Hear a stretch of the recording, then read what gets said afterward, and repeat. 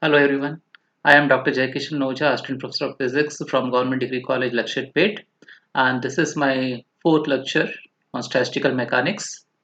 Uh, as you know, we have started from the introduction of the statistical mechanics, means what is the purpose of statistical mechanics.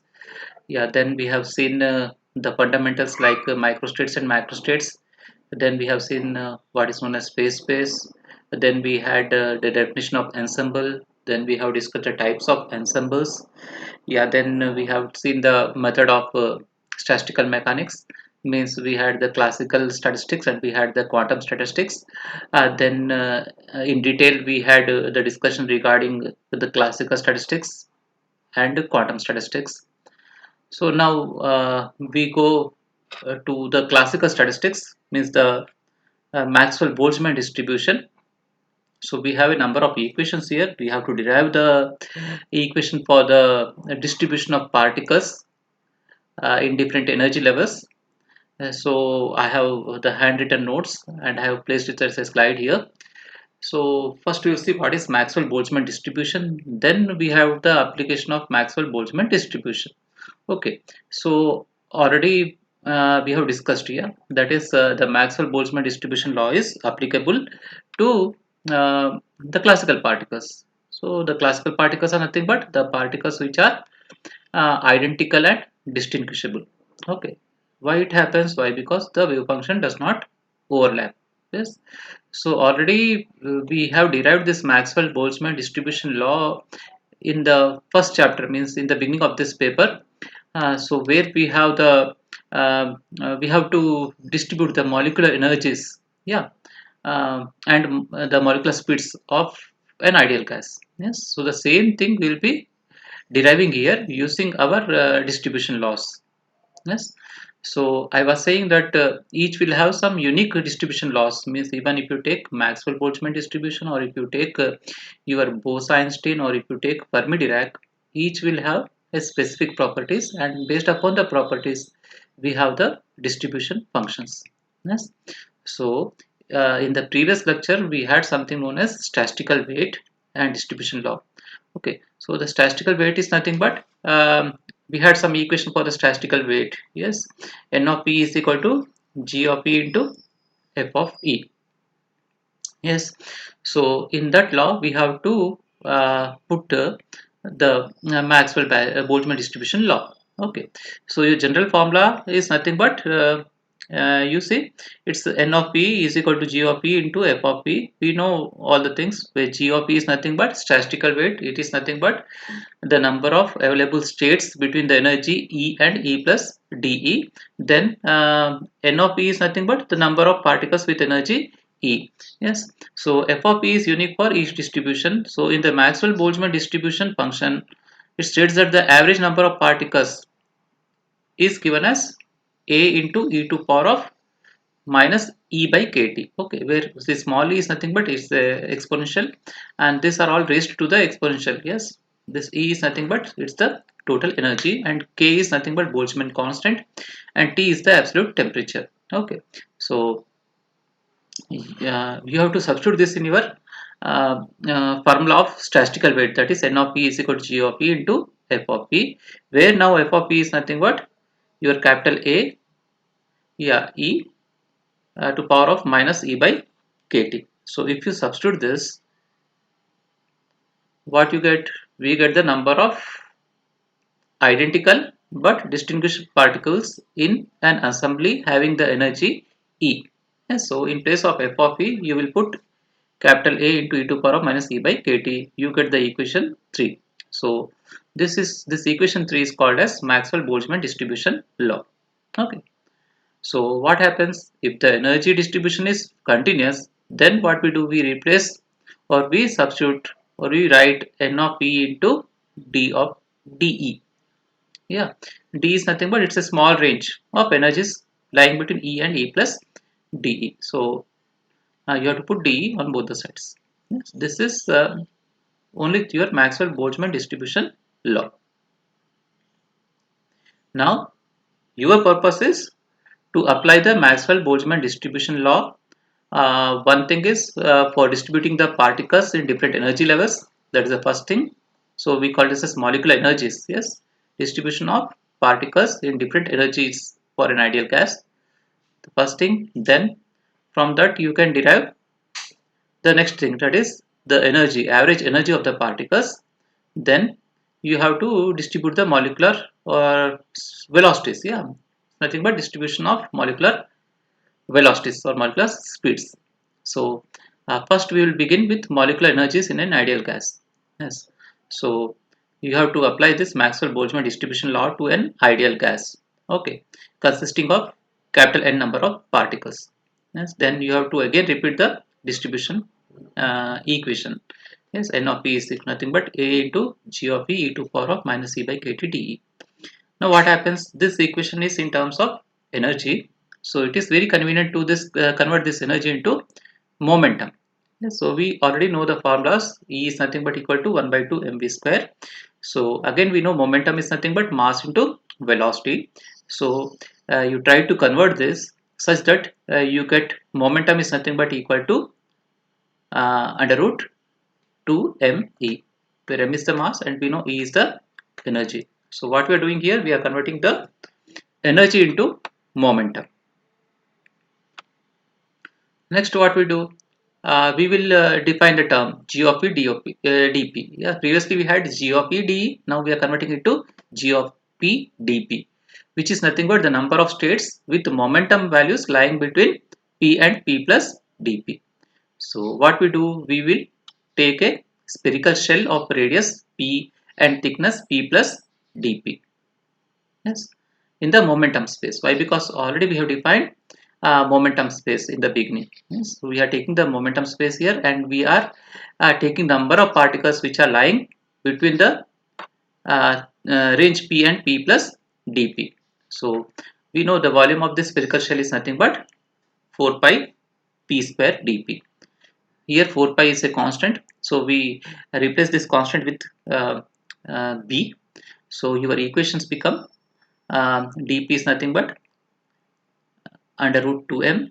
Yeah, why? Because you see we are putting the energy values here. Yes, so you will get the dP in terms of energy. Yes, again what happens, um, you will be using the constant as well as this values. So again in equation 9 if you see, you will be having again constant values. Yes, why? Because mass remains constant, so root 2 is a constant. So again we will use one more constant here. Yes, which is nothing but the constant C. So C takes care of the both constants AB as well as root 2 m2 power of 3 by 2. So this all are included in the constant C. So now what happens? You see previously we were writing N of E dE. This is only the distribution of particles in different energy states or energy lying between E and E plus dP. Now if you want to get the total energy of the molecules, yeah, we know we are having total n number of molecules, capital N number of molecules. So if you integrate this n of E dE between 0 to infinity, you will get the total number of particles. So you see we have to solve this integral. So you can use some fundamental integrals, standard integrals for solving this. You can remember this, or if you have sufficient time you can try to solve this integral. Yes, so if you remember the standard integrals, we have something 0 to infinity under root of x e to power of minus ax dx is always equal to 1 by 2a under root of pi by a. This is a standard integral. So you can use this standard integral here in the equation 12, not 12, in 11. So if you are using this in 11, you will get this value, that is your n is nothing but equal to c by 2 root pi kt whole to power of 3 by 2. From this what happens, you will get the value of constant c. Yes, so in your equation where you have n of e is nothing but equal to n of e d is equal to c into under root of e exponential to power of minus k by minus e by kt d. That is your equation 10. Yes, so if you put this value of the constant in equation 10, you will get the distribution of particles in different energy levels. Yes, so if you are doing this, you will get n of p d is nothing but 2 pi n, yeah, by pi kt whole to power of 3 by 2, then root e, then exponential to power of minus e by kt de. Yes, so this is your required formula. Yes, this gives the number of molecules in an ideal gas at absolute temperature T having their energies between E plus dE. So this is only about the distribution of molecules in different energy levels. Yes, energies between E and E plus dE. So our job is not complete here. Again, we need to calculate the energies, yeah, average energy of the particles, and again we need to calculate the average molecular speeds of the particles. Yes, so we can use this formula. Using this formula, you can calculate your average energy as well as the molecular speeds. Yes, so this we'll see in the next slide. Yes, so here we will be calculating the average molecular energy. So if we are having the value of n of e dE, you can easily calculate the average energy. Why? Because the average energy formula will be using your number of particles. Yes, if you multiply that with the total energy E and integrate it, you will get the value of total energy. Yes, so the total energy of the system can be obtained from the uh, that equation, yeah, previous equation where you are getting the value of n of E dE. If you multiply that with energy E and integrate it, you will be getting the total energy. So again, what happens? It's somewhat complex equation is here. Integral is there. So yeah, the same thing. If you have time, you can solve this. If not, you have to remember the use of the standard integral. So we have one of the standard integrals, that is 0 to infinity x to power of 3 by 2 e to power minus x dx is nothing but equal to your 3 by 4a square under root of pi by a. So you can use this integral, and if you use these values there, if you substitute there, you will get your total energy of the system is nothing but equal to 3 by 2 nkt. This is very popular formula. U is equal to 3 by 2 nkt. So from this, if you want to get the average energy, you have to divide the total energy by the total number of molecules. Yes, so U by N is nothing but equal to your 3 by 2 kT. So this formula, your equation 17 will give you the average energy per molecule. Yeah, so it's very simple, but the thing is you should know the value of N of E dE. Yes, so from the previous equations, if you are able to get N of E dE, here just you multiply it with the total energy, your E value, and then you integrate this, you will get the total energy of the system. Yes, so you have one more uh, thing you have to derive here, that is your molecular speeds. Yes, so as I was saying, already we have derived the molecular speed in the first chapter, kinetic theory of gases. The same equation you have to derive this here using the statistical mechanics. Yes, so again we know your energy is nothing but 1 by 2 mv square.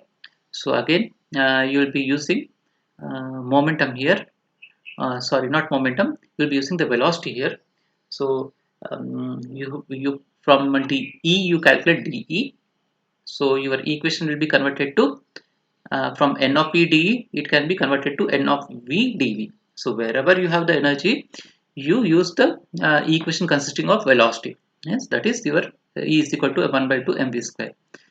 So you have to remember, wherever you have E, you have to put 1 by 2 mv square, and wherever you have dE, you have to put mv dV. Yes, so if you do these substitutions, you will easily get the final equation. So this equation is exactly the same equation. It's in the same form which you obtain, which was obtained by Maxwell in the kinetic theory of gases. So we can say here that the statistical mechanics is very successful in obtaining the formula for the Maxwell speed or Maxwell velocities for a ideal gas. So we can say that whatever assumptions or whatever calculations we are doing, they are correct. Yes. So this is one of the important topic in your statistical mechanics, the application of Maxwell-Boltzmann distribution law. So we have seen only one of this. So you have the remaining two. that is your Bose-Einstein distribution law and application of Bose-Einstein distribution law. Then you have the Fermi-Dirac distribution law and application of Fermi-Dirac distribution law, which I will be explaining in the next lecture.